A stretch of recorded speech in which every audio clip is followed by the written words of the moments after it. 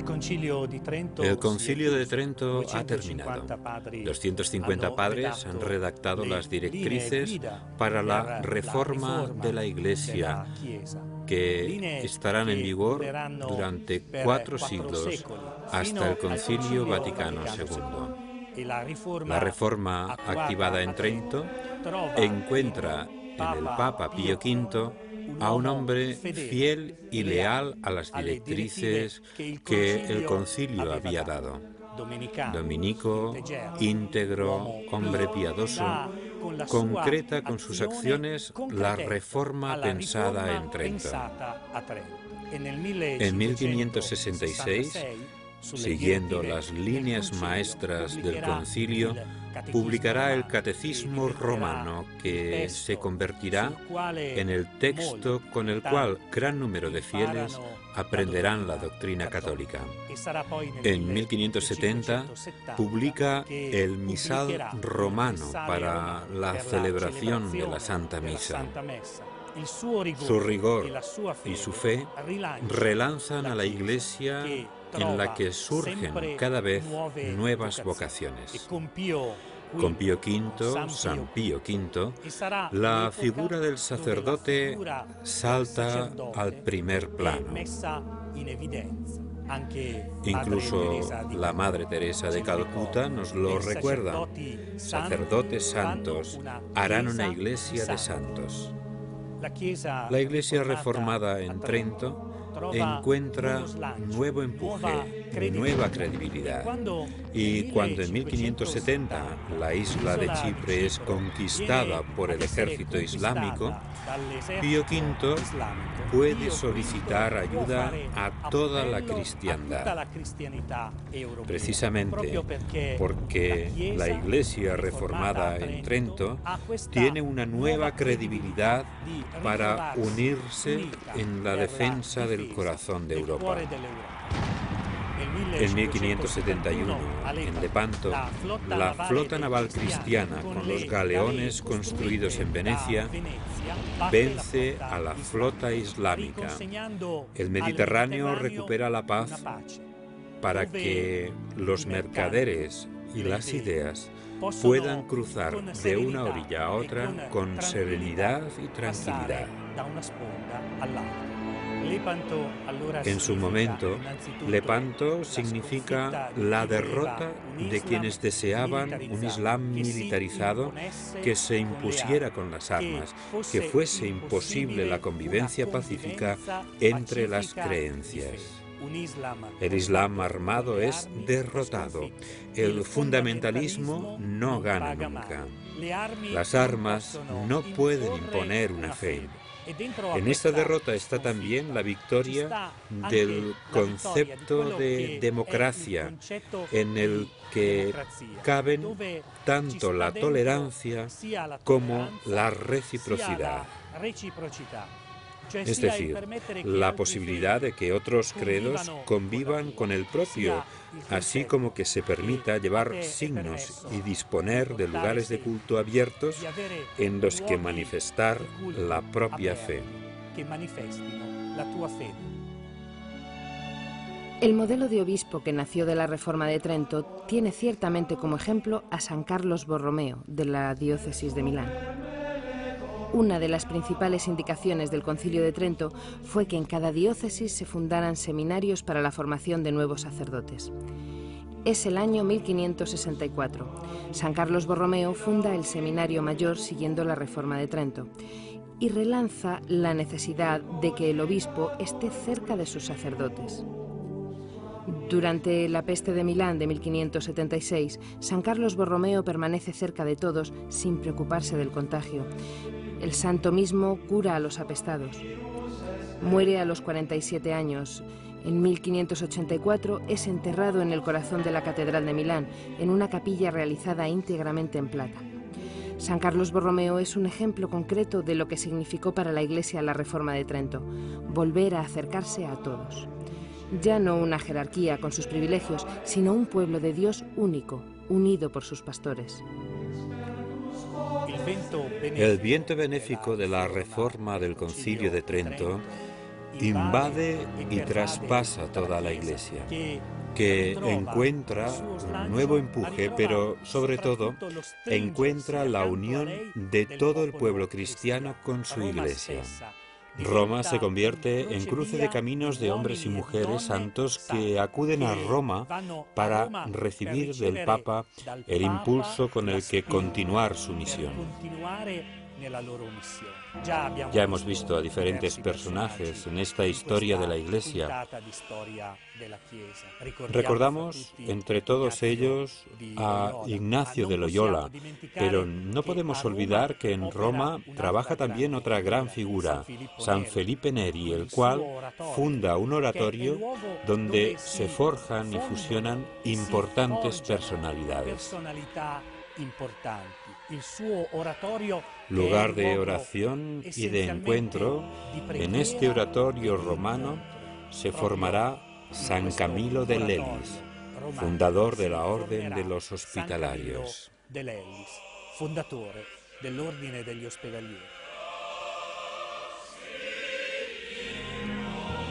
En el año 1550, en una región del centro de Italia llamada Abruzzo, nace Camilo de Lelis. Tras un pasado como soldado y jugador de azar, se convierte en 1575. Afectado por una enfermedad que le produce llagas, entra en contacto con el mundo de los hospitales y el sufrimiento de los enfermos.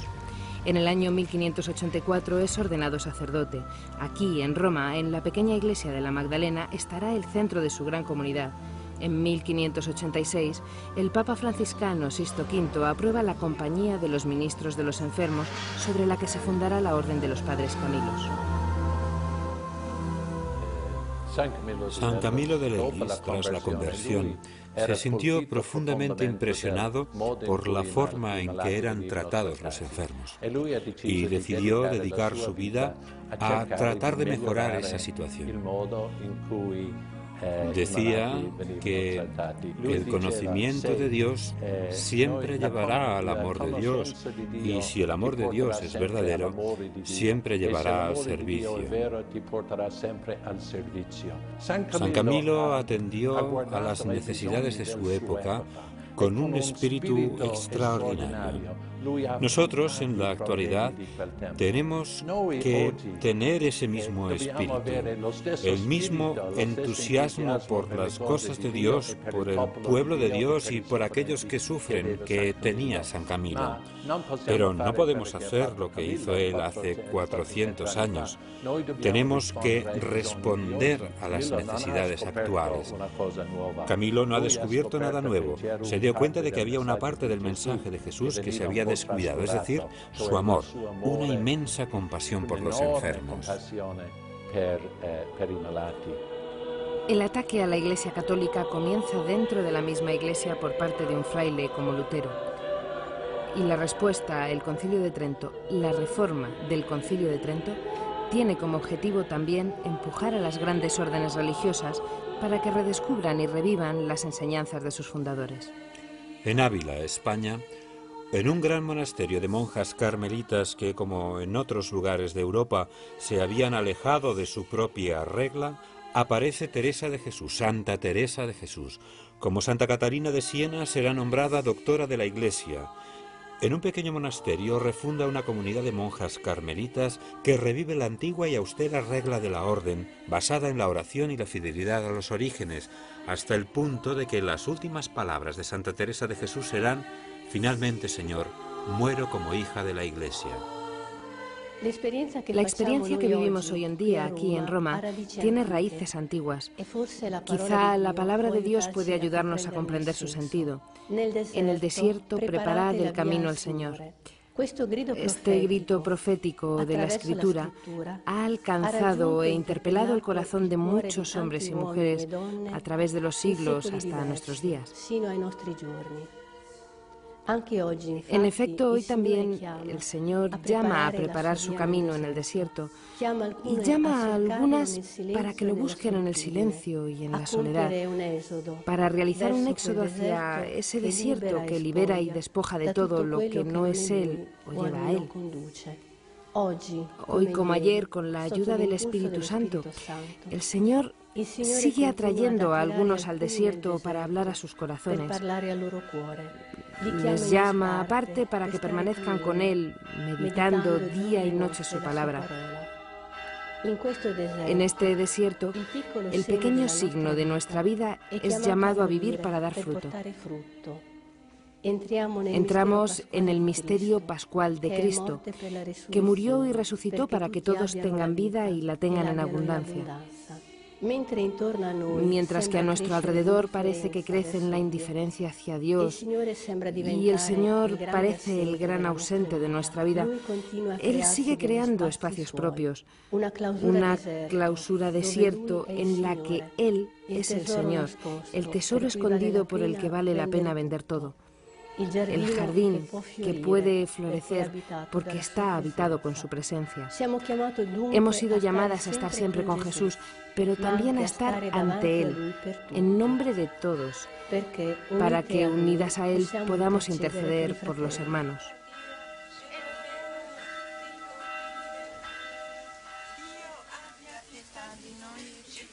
Hemos llegado a finales del siglo XVI. Como vemos en este mapa, la unidad religiosa de los cristianos se ha fragmentado. Aunque los católicos siguen siendo la mayoría de la población europea, por muchas zonas en el norte se han difundido los luteranos. El calvinismo ha arraigado solo en zonas muy concretas.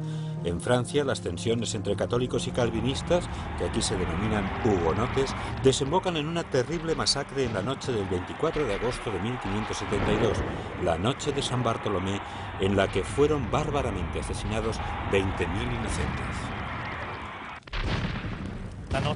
La noche de San Bartolomé es una masacre que no honra precisamente la historia de los católicos. Se necesitaron muchos años para recobrar la estabilidad y el equilibrio entre los cristianos en Europa, pero sobre todo en Francia. La plasmación de esta pacificación tiene lugar en la iglesia de Saint-Denis. El rey Enrique IV de Borbón abjura de la fe calvinista y retorna a la fe católica.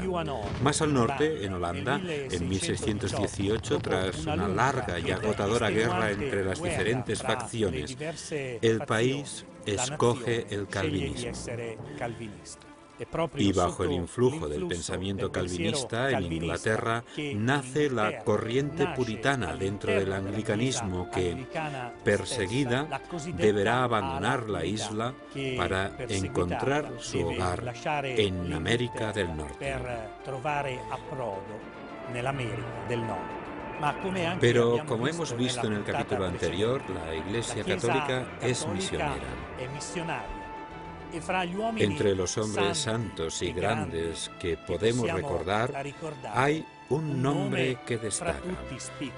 Es Francisco Javier, que desde la India alcanza Japón para luego llegar a China, llevando el Evangelio y la salvación de Jesús. Pero tras él, muchos otros pusieron pie en África, en Sudamérica y en otras zonas de Asia para llevar este anuncio de amor y de salvación. El 9 de febrero de 1621 es elegido Papa Gregorio XV, el primer papa formado en la escuela de los jesuitas. Uno de sus primeros actos fue reglamentar rígidamente la elección del papa.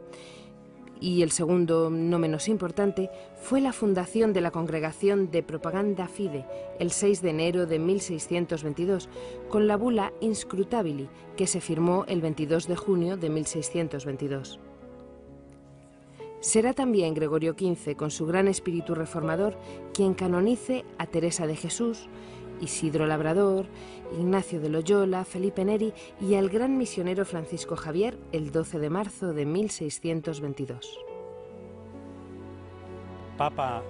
El Papa Gregorio XV funda la Congregación de Propaganda Fide porque se ha dado cuenta de que es necesaria una autoridad, un centro que coordine toda la actividad misionera. y los medios que emplea Propaganda Fide son los vicarios apostólicos, los obispos nombrados por el Papa para estos territorios y la multitud de misioneros que, ofreciendo su propia vida al Señor, anuncian el Evangelio. No se puede hablar y comprender la actividad misionera en general y especialmente en la actualidad, al comienzo del tercer milenio cristiano, sin referirse a lo que la fundamenta y que explica también sus motivos y finalidades. Los cimientos están en el mandato del Señor, el cual, antes de subir al cielo, encargó a sus apóstoles y a sus discípulos que fueran por todo el mundo y predicaran la buena noticia a todos los pueblos, hasta los confines de la tierra. Mandato que la Iglesia ha asumido siempre como suyo y al que ha obedecido siempre desde el principio, como testimonian los hermosos relatos de los hechos de los apóstoles.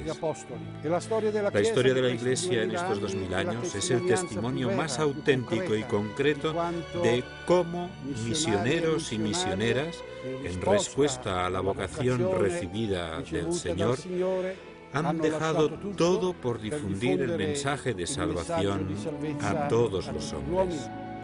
Id y predicad, es decir, llevad la buena noticia, testimoniad que Cristo está vivo, que el Señor de la historia sigue derramando sobre los hombres su perdón y su misericordia.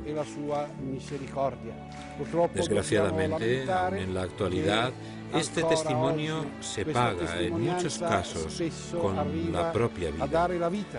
Aunque la mayoría de las veces lo que hay es un consumirse lento y silencioso de estos misioneros que dan su vida día tras día, momento tras momento, por los hermanos y hermanas a quienes anuncian el Evangelio del Señor.